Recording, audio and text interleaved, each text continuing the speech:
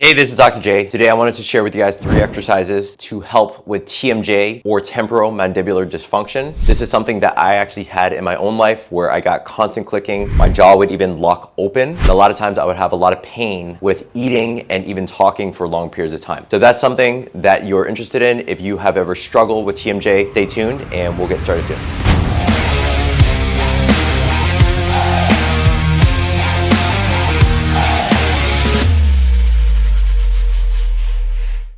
First of all, let's talk about what is TMJ. Temporomandibular dysfunction is where we have dysfunction of the jaw, which is the mandible, and it attaches into your temporal bone. So we have our bone here right below our mastoid process, or right below kind of the lobes of our ears, where we have our jaw that basically unlocks and actually opens, or what we call depression. And there's also a little bit of protrusion. So protrusion and opening is oftentimes where some people may have dysfunction, or if you notice that the jaw opens, sometimes you'll notice that the TMJ, as you open the jaw, it doesn't open directly straight. A lot of times you'll start to see a slight shift. And depending on the shift, a lot of times you'll notice that either the TMJ is it's either hypermobile on either the right or the left side, or either there may be some hypomobility where there is some stiffness. Very often, I would say in most cases, let's say if I eat a lot on the right side, if I grind on the right side at night, or if I preferably choose to chew on that right side, a lot of the muscles will start to get tighter on that right side.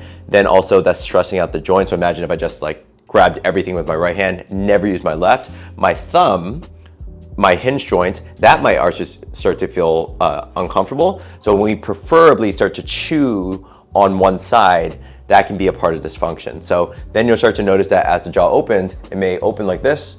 As you can see, I'm trying to make a C curve this direction, where as I'm opening, some of the tightness around the muscles as well as the joint oftentimes will unlock in that way. So one of the first exercises I want to show to you is how to kind of correct for that dysfunction. So very simply enough, if I had tightness on the right side or pain on the right side, I want to shift my jaw to the left and encourage it to the left as I'm opening my jaw. So watch how I do this. I'm going to first get my body in a proper position. I don't want to be slumped. Slumps can oftentimes just immediately put some stress on the TMJ. So I'm going to keep my chin tucked, lift my chest up, and as I open up my jaw, as you can see, I'm shifting it to the left because I want to stretch it as I'm opening it out. So I'm going to do this again.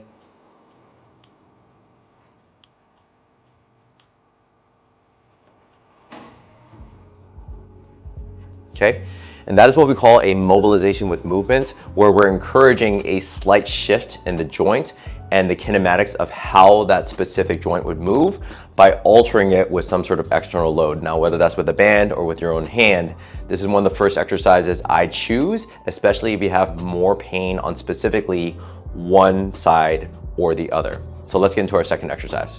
Second exercise is called resisted opening. The reason why we would want to encourage resisting the opening muscles is because out of the 4 large muscles of mastication, which attach directly to our TMJ joint, 3 of them dominate, and those are our closing muscles. And when you think about evolution, is that evolutionary speaking, we need to eat food. So God, whoever else, decided to give us much stronger closing muscles than we do opening. And some of those closing muscles attach directly into our cheeks. So some people will start to have some cheek pain. A lot of times people will start to have pain around the head because one of the larger closing muscles is called our temporalis. Have you ever had pain on either one side above your ear or even on both sides, that can be contributing to excessive grinding, excessive talking, but also excessive eating as well. So if we resist the opening muscles, what that will do to the other 3 muscles, because one of them, it dominates in terms of opening, but 3 of them are closing,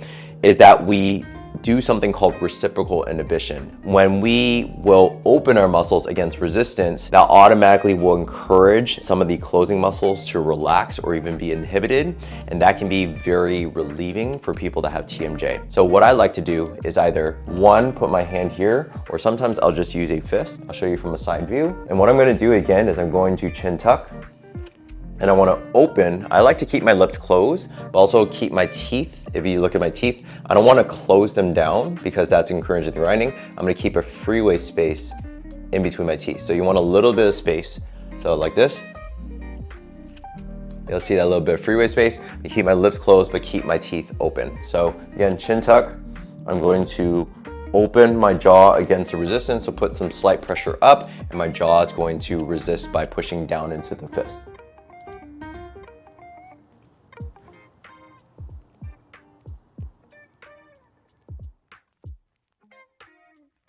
Okay, so usually I would like to do those anywhere between 10 to 20 reps consistently. Ways to progress that is you will just put more upward pressure into your jaw, so that's going to increase the resistance against the opening muscles. Or another thing you could do is also just simply increase the reps, increase the volume, just like you would with any exercise. You know, for example, 20 squats is more volume than 8 squats, for example.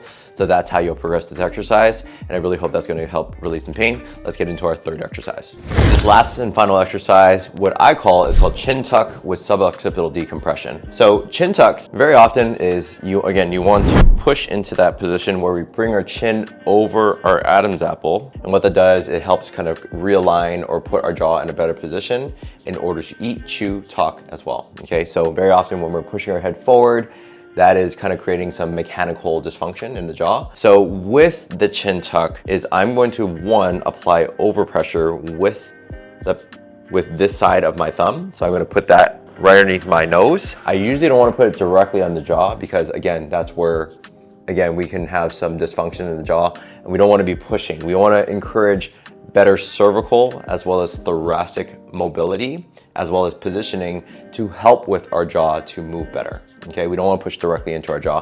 At the same time, with this hand, I'm going to put it on the back of my head and be pulling my head up towards the ceiling. So thinking about almost decompressing my head. That will ensure that I'm actually stretching some of the muscles in the back, which are called our suboccipitals, which oftentimes can get very tense. However, if you are noticing with this third exercise that, let's say, it doesn't feel good to like stretch out the suboccipitals, you can simply just put the chin tuck with overpressure without the suboccipital decompression. Okay, so this is exactly how it looks. With this hand here, put it underneath my nose. This hand, I'm going to put it underneath my occiput. So as I go into that position, I'm going to chin tuck. I'm going to push backwards with this hand while also lifting with this right hand.